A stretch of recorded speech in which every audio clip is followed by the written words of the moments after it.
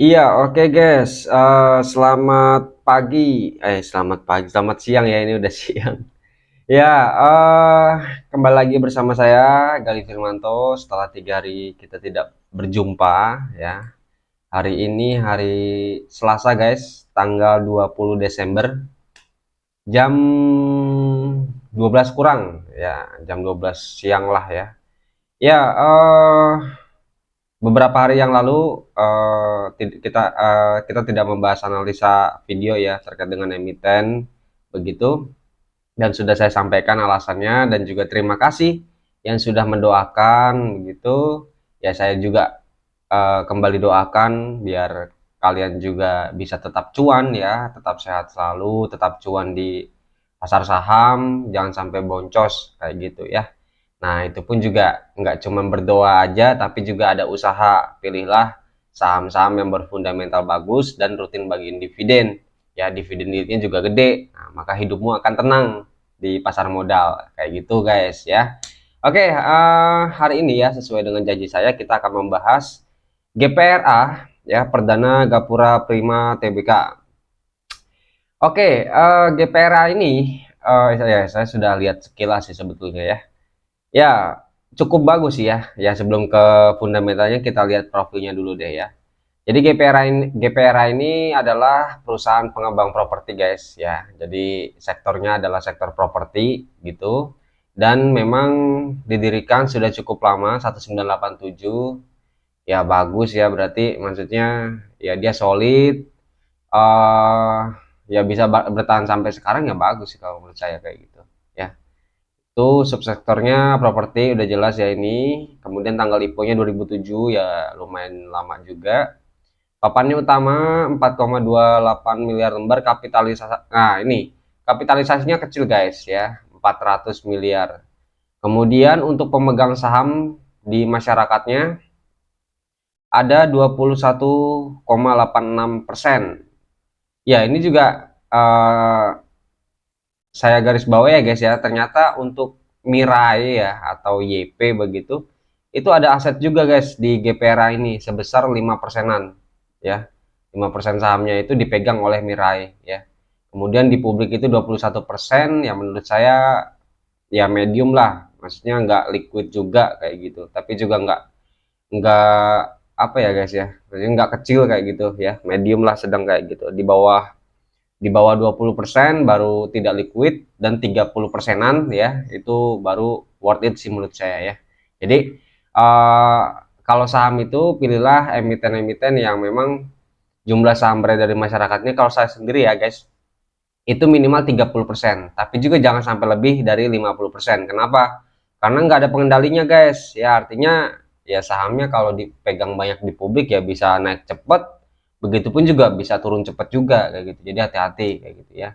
Yang worth itu diantara 30 persenan sampai 49%, itu worth it menurut saya kayak gitu guys. Oke, Dewan Komisaris, Direksi, Anak Perusahaan, kita langsung aja lihat di income-nya sendiri.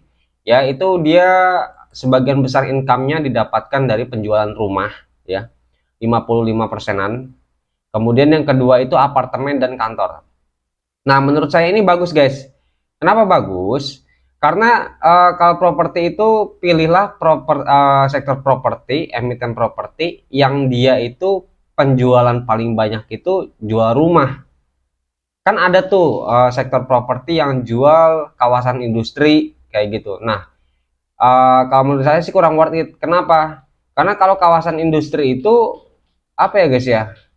Ya kita tahu sendiri bahwa pabrik-pabrik di Indonesia itu belum banyak kayak gitu. Tidak seperti negara barat lah kayak gitu ya, yang pabrik-pabriknya banyak. Ya di sini kan memang sebagian besar cuman di Jawa Jawa doang ya, Pulau Jawa kayak gitu. Tapi tidak tidak banyak kayak gitu loh ya. Nah, kenapa pilih sektor properti yang jual rumah? Karena rumah itu apa ya guys ya? Maksudnya populasi kita banyak, lebih banyak daripada pabrik yang ada di Indonesia kayak gitu loh, ya. Jadi prospeknya penjualan rumah itu lebih cuan daripada prospeknya penjualan kawasan industri. Kayak gitu maksud saya guys, ya. Jadi itu, ya. Kemudian pergerakan harga sahamnya, ya ini bagus ya. Ya. Apa namanya, penjualannya rumah kayak gitu. Pergerakan harga saham ya cenderung di sini-sini aja ya, paling tinggi palingan juga di angka 127.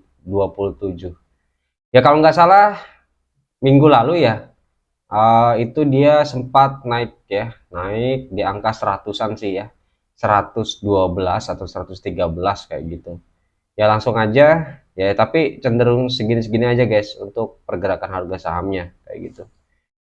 Ya, kita lihat fundamentalnya dulu guys. Ya tadi sih saya sudah melihat sekilas bahwa labanya itu bertumbuh guys. Ya, 35 miliar. Ya, secara QNQ maupun years on years itu mengalami kenaikan ya di kuartal tiganya ini. Dia mengalami sedikit penurunan di kuartal 2-nya, tapi dia bisa kembali naik lagi di kuartal 3 35 miliar. Nah, untuk IPS yang segini, untuk net income yang segini itu bagus atau enggak ya? Bagus. Ya, kenapa? Karena terus bertumbuh dia ya. Kuartal 3-nya gede, meledak 35 miliar. Daripada kuartal 2 10 miliar dan kuartal 3 2021 itu 23 miliar. Ya, tapi saya memang lebih condong untuk membandingkan antara kuartal 3 2022 dengan kuartal 3 2021 ya, karena itu yang valid kayak gitu ya. Jadi memang ini juga bertumbuh ya setiap kuartal, antara kuartal 1 2022, kuartal 1 2021 bertumbuh, kuartal 2 di 2022 dan kuartal 2 di 2021 dia mengalami penurunan guys, dan kuartal 3-nya dia mengalami kenaikan yang cukup pesat sekali, hampir 2 kali lipat seperti itu. Nah, kemudian kita lanjut lihat pernya, rasionya. Ya, kalau dari net income sih bagus, nggak ada masalah guys. Net income bertumbuh. Kemudian rasio per 4,83. Ya, kalau dari pernya sendiri murah guys, segini ya, di bawah 5 kayak gitu. Kemudian untuk PBV-nya 0,38 ya, jangan ditanya, ini udah murah ini ya. Itu guys. Kemudian kalau dari segi DER-nya sendiri kita lihat di sini, DER-nya debt to equity rasionya 0,18. Iya. 0,18 kurang dari 1 itu artinya bahwa hutang-hutangnya tidak melebihi dari ekuitasnya sendiri. Kayak gitu guys ya. Jadi utang-utangnya cenderung kecil. Ya bagus atau enggak? Ya bagus lah utang yang kecil. Kayak gitu ya. Itu guys. Oke.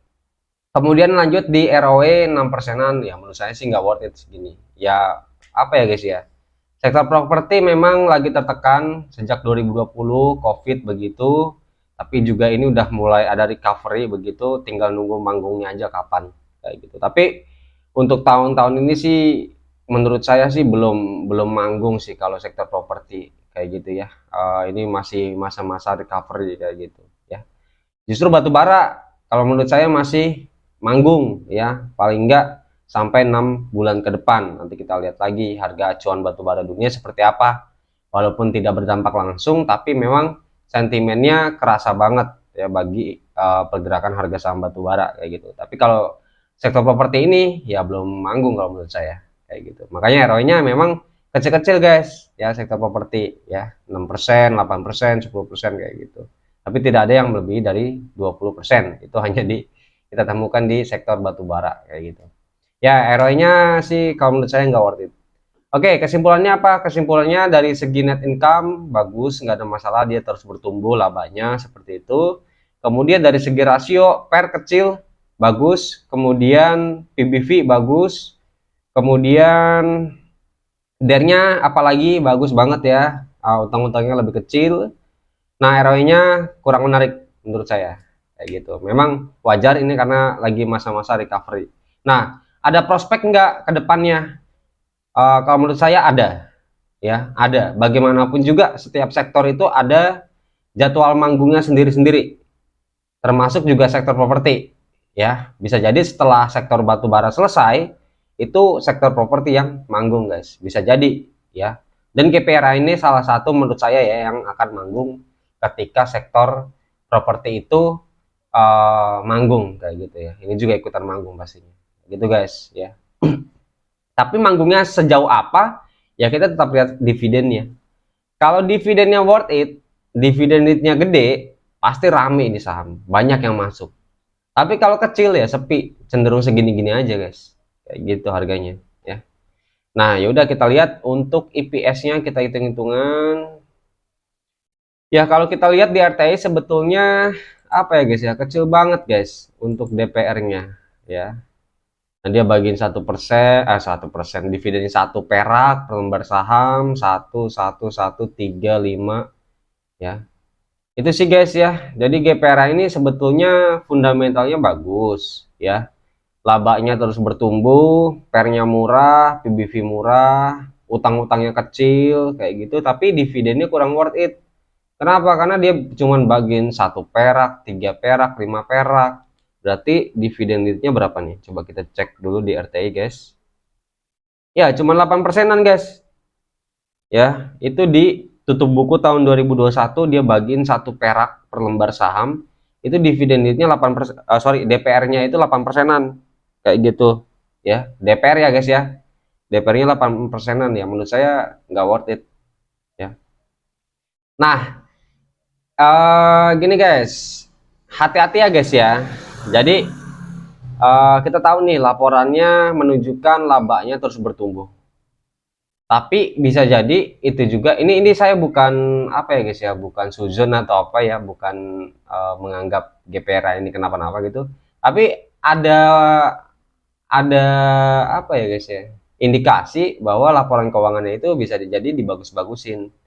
Kenapa kayak gitu ya? Karena memang dia bagiin dividen ke investornya itu terlalu kecil guys.